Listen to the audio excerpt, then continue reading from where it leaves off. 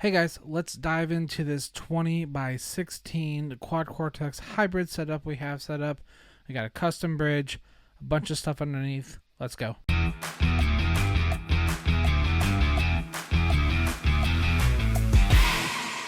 Alright, so starting off, we got a custom junction box. It is bolted down, as well as we have the CRUX and we have the CRUX. They are also bolted down, so nothing is going to move. We have a custom 1032L patch bay box with a line in, SGI in. So we have like a radial SGI in, which you can see on the board, and we have one off the board. We have acoustic mono out, which we're running out of output 4 1/4" into this acoustic preamp that is then going XLR through the patch bay box out. We have dual XLR out from the quad Cortex, and we also have a 1/4" electric out if you want to run into an amp. DC7 and CRUX, as I mentioned, and we got power con on the side for power. This locks down. Starting off, when we go into the board, we're actually going to be going up and hitting for line input or SGI input. So when this light is illuminated, that means we're in line mode, so we can hear line mode right now.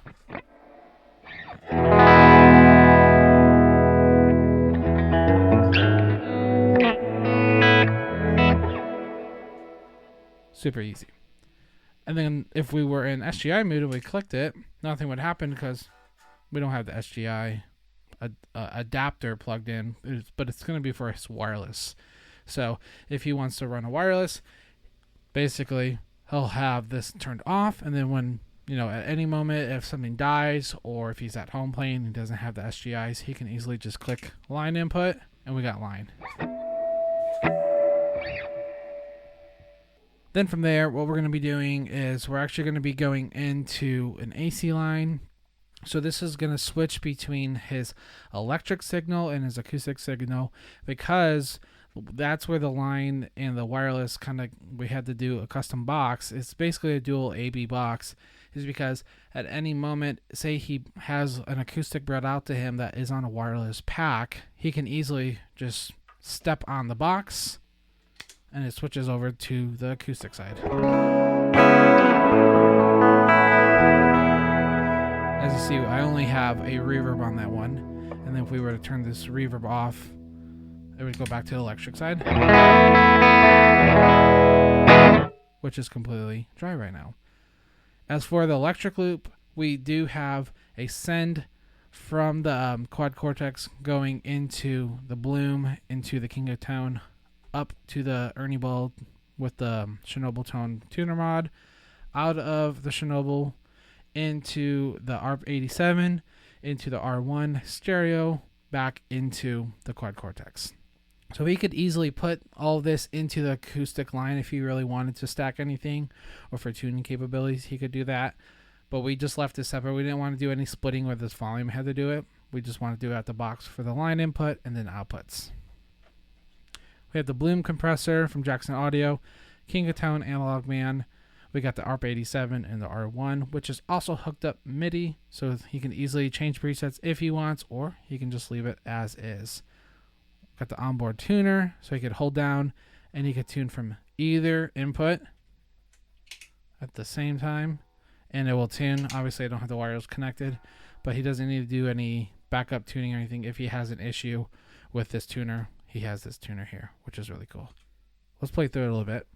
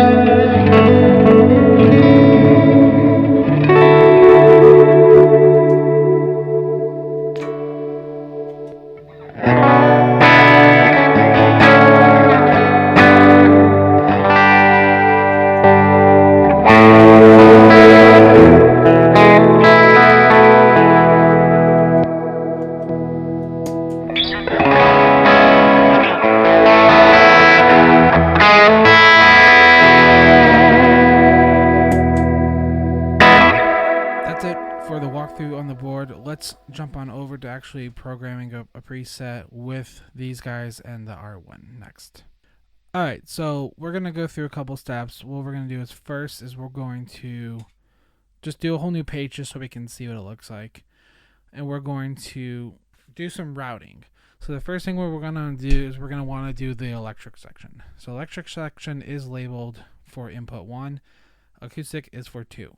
So we want to make sure we have input 1, and we want to make sure we have outputs 1 and 2, because this is going to be our XLRs for our electric.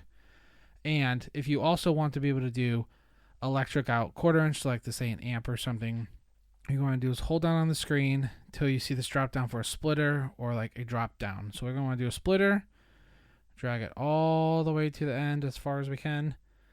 And then what this will do is whatever you do in your signal chain, it'll split off to an external port, which we're going to do tap, and we're actually going to do it as output 3.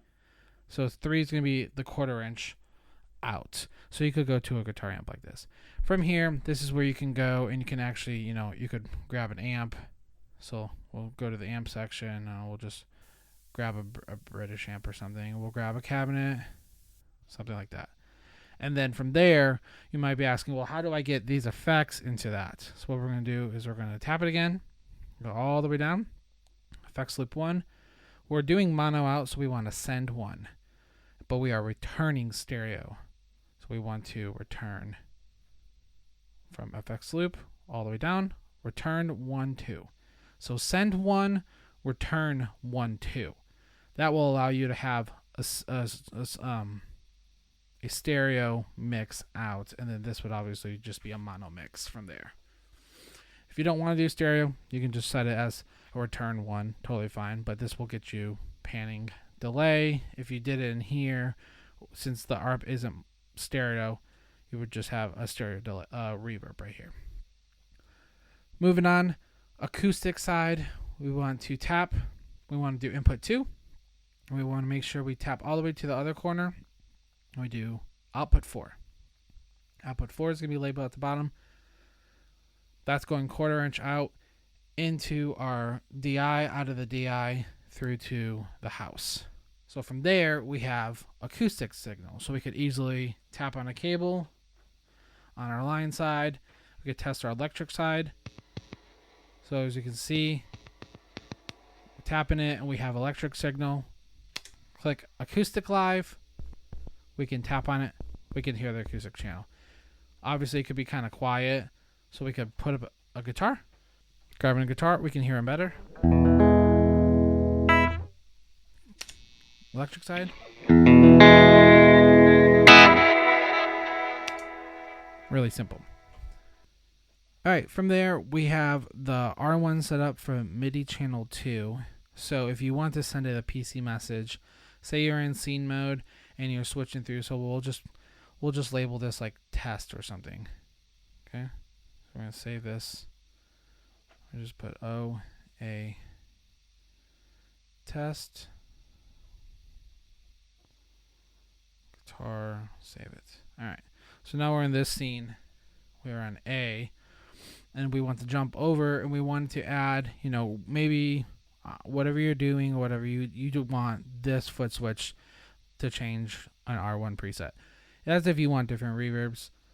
All you got to do is hit the 3 dots, and you can also do this in the editor as well on the desktop. But if you're wanting to do it on the fly, you basically just tap the 3 dots, go down to preset MIDI out, tap which block you want. So we want E, and then from there we tap the type. So we want a PC message, MIDI channel 2. Don't have to worry about banks. I just want to change it to program 1. Checkbox, check, save. So now when we hit E, this will change. So now when we hit this will change. Just like that.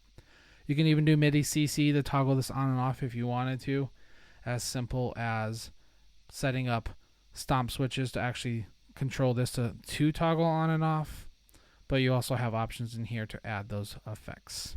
All right, so that's it. If you have any questions about this system or you're looking to have your rig set up, please drop a comment below. Shoot us an email at setups@omillionaudio.com or visit us at instagram.com/omillionaudio.